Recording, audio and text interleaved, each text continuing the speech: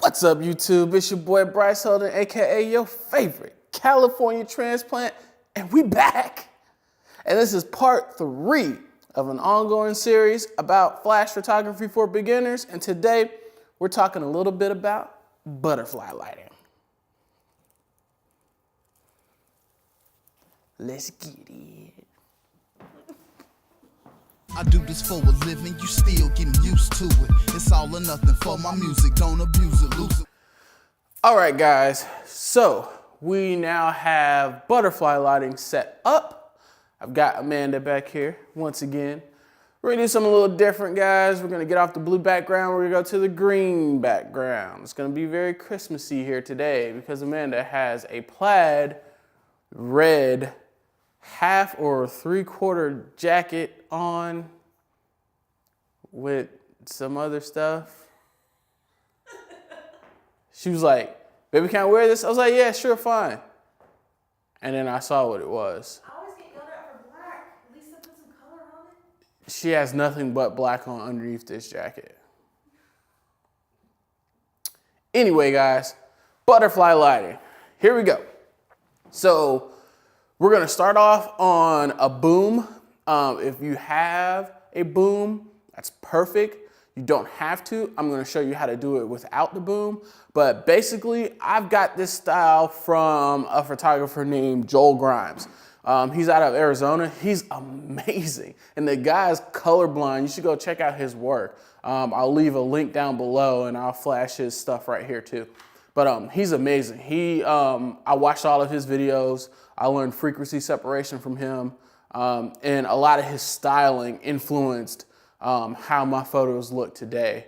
I went through some phases where I was really, really close to his style, but I didn't want to copy him, so I just kind of used that to make my own style. But he's amazing. Go check out his stuff. So what we've got right now is we have one Paul Buff Alien B800. It's a 320 watt second flash, and I've probably got it boomed maybe 2 feet above Amanda. That doesn't matter as long as it's out of your frame, but you don't want to go too high, you don't want to go too low. If you go too low, you'll start to get reflections back into the top of her glasses. She wears glasses. So you want to get it up just high enough for it to go away, but not too high that you lose the catch light in her eyes. So right now we've got one light, guys, that's it. Straight up on the boom, straight up above. This is head-on lighting, but since it's up and pointed down, it's actually directional lighting. So let's take a shot. I'm gonna show you guys what it looks like. All right. So we're here. Take this hand, put it here. Yep, good. Yep, yep. So Amanda was asking me about, there you go, why I turned her hand from her usual this way to this. And that is all because of Ernesto Su.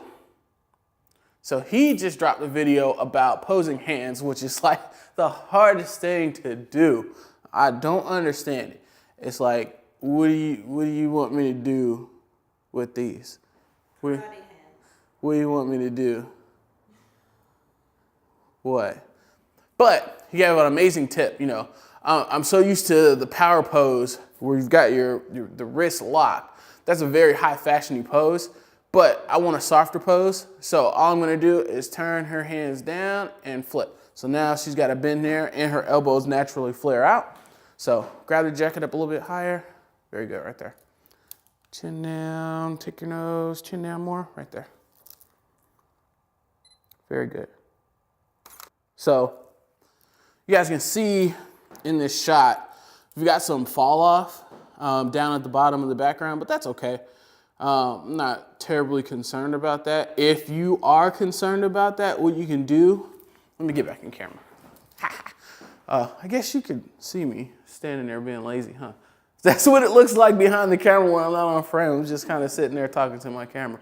But anyway, if you need to get more coverage down lower onto your background, you can either lower your light or take your light and feather it. If you watched my video on the beauty dish, then you know about feathering the light and what it does to your background. All right, guys, so there's part one. Part two is to add a reflector. So for the sake of the video, what I'm going to use is I'm going to use a posing table to lay the reflector on. If you're doing a tighter headshot, you can have your client or your model hold the reflector under them like this. It also does well to square off their shoulders so they're holding something. Or you can use a clamp and clamp it to another light stand. So I'm gonna get that set up and we'll be right back. All right, pow, magic.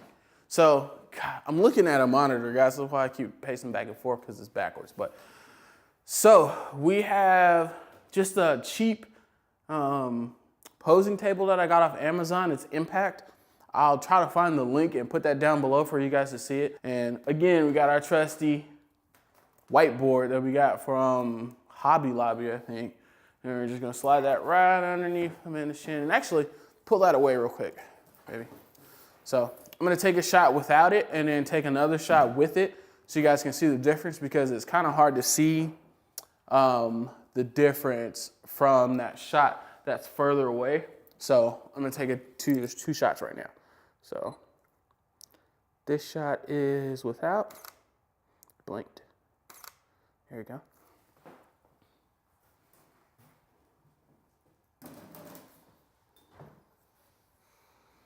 This shot is with. Take your nose, chin down. Nose more. There you go.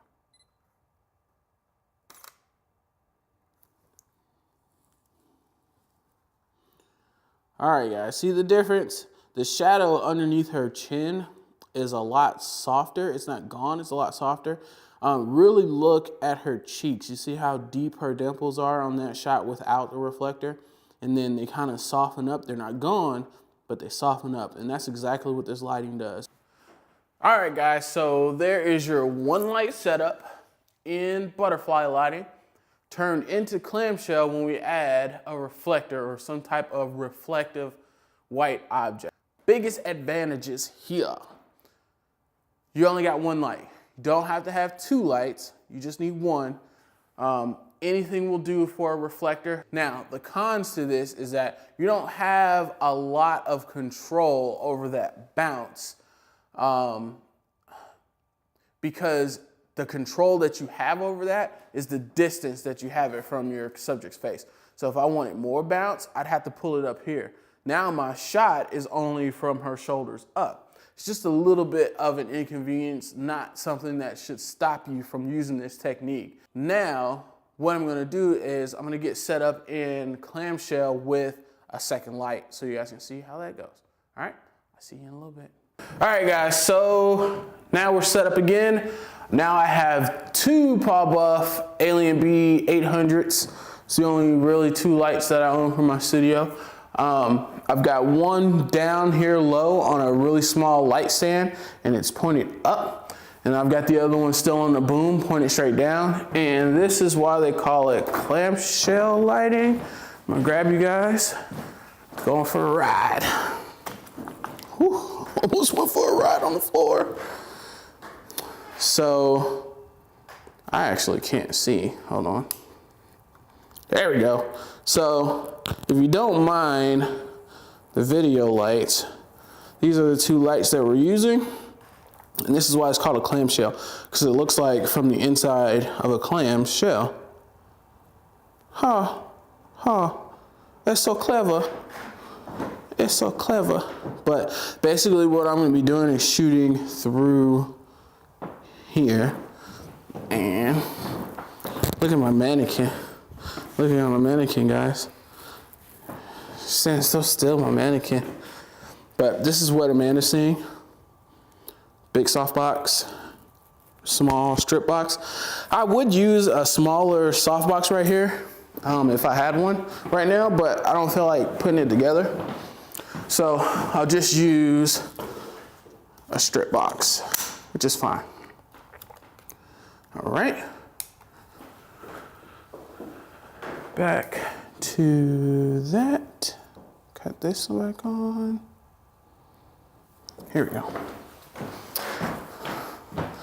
So that's the setup. We're gonna take 3 shots. We're gonna take one with this light completely off so you guys get a baseline. So you guys can get a baseline to see what the shot looks like without the fill, just the butterfly lighting. Then I'll turn it on at its lowest power, just so you can see that. I'm turning it on as low as power because these lights are the same wattage. So if I put them at the same, it's gonna be way too much light. It's gonna throw my metering off for my exposure. First shot's gonna be without it. Second shot's gonna be at its lowest power. And then we'll start slowly filling in those shadows and you guys will see all 3 differences. So let's take a shot. Good, Barry. So there's your shot without. There's a little fill.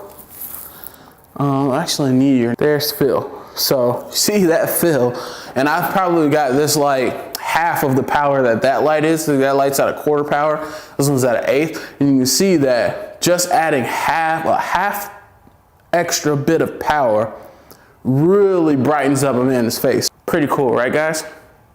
All right, so I'm gonna break all this down, and I'm gonna set up butterfly lighting using just a normal light stand instead of using a boom, because most people just have normal light stands. They don't have a boom yet, and that's fine. I'm going to show you guys how to do it. This is actually going to be exactly how I've seen Joel Grimes do it before. So I'm about to get it set up. All right, guys, so as you can see, I've got same light, my 800. Now it's just on a regular light stand. And I've got it up pretty tall, maybe about 8 feet, and then I've got it slanted back down 45 degrees. Now, you just need to take it up high enough for 1, you to be able to get your camera underneath it, and 2, high enough for it to get the reflection, angle of refraction. We still ain't figured that out, guys. Glasses, so, make sure that's safe. Let me show you guys what this looks like. All right, so we've got regular light stand straight up above her, pointing down. Now, if I were shooting, this is what this looks like. So it's right in front of me, and I'm gonna take my lens and park it right here. Now I've got my 16-28 on here right now. This is my filming camera, so I'm not gonna be able to get tight, but I'm gonna shoot about right here, and it's a super tight crop. It's like this. It's a headshot, and I shoot them horizontally. So let me put you guys back.